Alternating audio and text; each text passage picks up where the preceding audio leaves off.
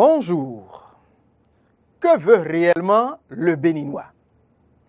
J'ai été fort touché au soir de la fin du championnat national de football que les joueurs du meilleur club de la saison ont attendu longtemps avant de soulever un hypothétique trophée avec une enveloppe financière de 20 millions de francs.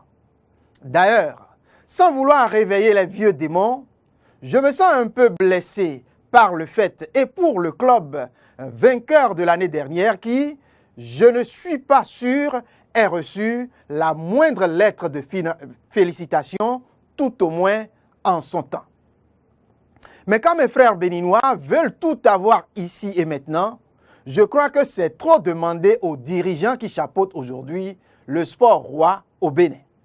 Certes, autant que nous sommes supporters, fanatiques, acteurs passifs ou actifs du football, nous rêvons tous d'un sport meilleur en général pour notre pays et d'un football mieux organisé qui ne souffre d'aucun manquement pour notre nation. 2 ans maintenant que les responsables tentent de colmater les brèches fendues, désagrégées et mises en lambeaux d'un certain football gangréné il y a quelques moments par la politique de « après moi le déluge » et de la gouvernance par les intérêts ventripotents d'une certaine classe de dirigeants. Tout ne sera pas parfait en un jour. Et ceux qui aujourd'hui sont là ne sont pas aussi exempts d'erreurs. Mais quand ils font des efforts, je pense qu'il est de notre devoir de les encourager. Parce que quand ils font mal, c'est de notre ressort aussi de les ramener à l'ordre. Vous le savez aussi bien que moi, et l'adage le répète autant que faire se peut, la plus belle femme du monde ne peut donner que ce qu'elle a. Et donc, les dirigeants ont réussi aujourd'hui à faire rouler la balle pendant 2 saisons. Nous pouvons leur décerner quelques satisfecits. Mais tout en leur rappelant que quand il reste encore à faire, rien n'est fait.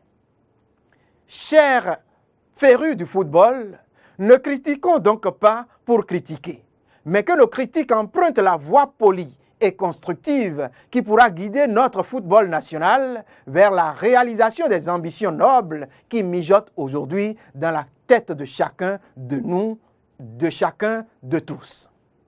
Notre championnat aujourd'hui est en train de se remettre en selle, même si, il est sûr, tous reconnaissons que beaucoup reste à faire, soutenons le peu qui est déjà mis en sillon et surtout, veillons tous ensemble que nous ne tombons plus dans les mêmes travers qu'il y a quelques années.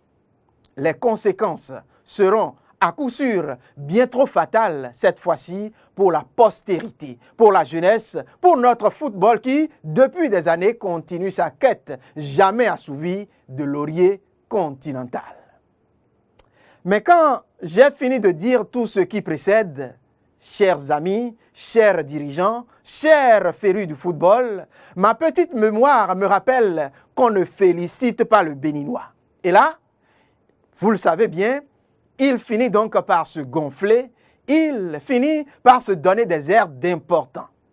Et c'est pourquoi je reviens pour dire à nos dirigeants actuels, qu'ils soient ministres ou présidents, qu'ils soient responsables techniques ou simples cadres, acteurs de notre football, je reviens donc pour leur dire et pour vous dire, chers dirigeants, que si vous faites bien, l'histoire retiendra votre nom au fronton de notre sport roi. Mais si vous faites comme certains de vos prédécesseurs qui ont creusé la tombe en enfonçant l'avenir d'une partie de notre jeunesse, vous répondrez à coup sûr devant l'histoire du football béninois. Et certainement, pendant de longues années, vous aurez fait honte à votre famille et à votre, à votre postérité, j'allais dire à vos enfants. À vous donc de choisir par quelle porte vous voulez rentrer dans l'histoire. Est-ce l'anoblir ou la trahir?